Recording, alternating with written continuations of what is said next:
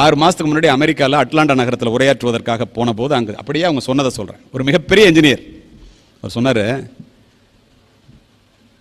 Obama ஜனாதிபதியாக இருந்து விடுபடுவதற்கு முன்னால் அமெரிக்காவில் இருக்கிற இண்டஸ்ட்ரியலிஸ்ட் அத்தனை பேர் உங்களுடைய அறிவு எப்படிப்பட்டது என்பதை நீங்கள் உணர வேண்டும் என்பதற்காக சொல்லுகின்றேன், கதையல்ல நிஜம். எல்லா இண்டஸ்ட்ரியலிஸ்ட்டும் போகிறான், போய் உலக பணக்காரர்களில் ஒருவராக அமெரிக்காவில் இருக்கின்ற பில்கேட்ஸை நாடு கடத்த வேண்டும் என்று சொல்லுகின்றார்கள். வியந்து போன ஒபாமா, ஏண்டா 100 பேர் வேலைக்கு எடுத்த மைக்ரோசாஃப்ட் நிறுவனத்தில் 60 பேர் இந்தியாக்காரனா இருக்காயா, 40 பேர் தமிழ்நாட்டுக்காரனா இருக்கான், 30 பேர் பெண்களாகவே இருக்கின்றார்கள். அமெரிக்காவில் ஒருத்தனுக்கு அறிவே இல்லையா?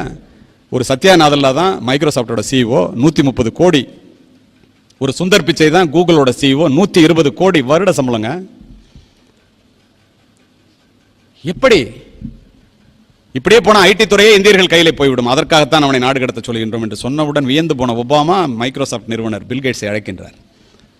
ஏன் அப்படி பண்ற, உன்னை எல்லாரும் நாடு கடத்த சொல்றான்னு விபரத்தை சொல்றாரு. கொஞ்ச நேரம் யோசிச்சுட்டு பில்கேட்ஸ், ஒபாமா அவர்களே, என்னை நாடு கடத்துவதை பற்றி எனக்கு கவலை இல்லை, ஒரே ஒரு ரிக்வெஸ்ட், என்ன நாடு கடத்துறதா இருந்தால் தயவு செய்து இந்தியாவிற்கு கடத்தி விடுங்கள்னா.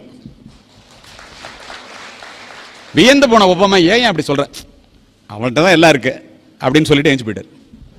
நேர அமெரிக்க மாணவர்கள் மட்டுமே படிக்கின்ற பல்கலைக்கழகத்துக்கு சென்ற ஒபாமா ஒற்றை கேள்வியை கேட்பதற்காக வந்திருக்கின்றேன். அமெரிக்க மாணவர்களே, 100 வருஷமா உங்கள்கிட்ட எல்லாம் ஒரு கம்ப்யூட்டர் இருக்குடா, இந்தியாவில் உள்ளவனுக்கு 100 பேர் கூட ஒரு கம்ப்யூட்டர் இல்லை, இந்த ஐடி துறையில் கூட இந்தியர்களை உங்களால் ஜெயிக்க முடியாதடா, ஒரு சத்யாநாதல்லா, ஒரு சுந்தர் பிச்சை, ஒரு சிவநாடார் இப்படியே சொல்றானே, உங்களுக்குலாம் அறிவே இல்லையான்னு கேட்டார். ஒருத்தன் கூட பதில் சொல்லலை.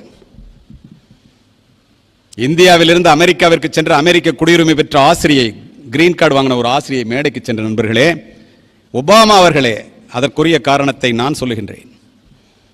அனுமதி கொடுத்தாள், அனுமதி உடனடியாக வழங்கப்பட்டது. என்ன சொன்னார் தெரியுமா? ஒபாமா அவர்களே, அமெரிக்காவிலே பெற்றோர்களும் ஆசிரியர்களும் பிள்ளைகளுக்கு கல்வியை மட்டும் சொல்லித் தருகிறீர்கள், எங்களுடைய இந்தியாவிலே பெற்றோர்களும் ஆசிரியர்களும் மாணவர்களுக்கு கல்வியோடு சேர்த்து ஒழுக்கத்தையும் உழைப்பையும் சொல்லித் தருகிறார்கள்.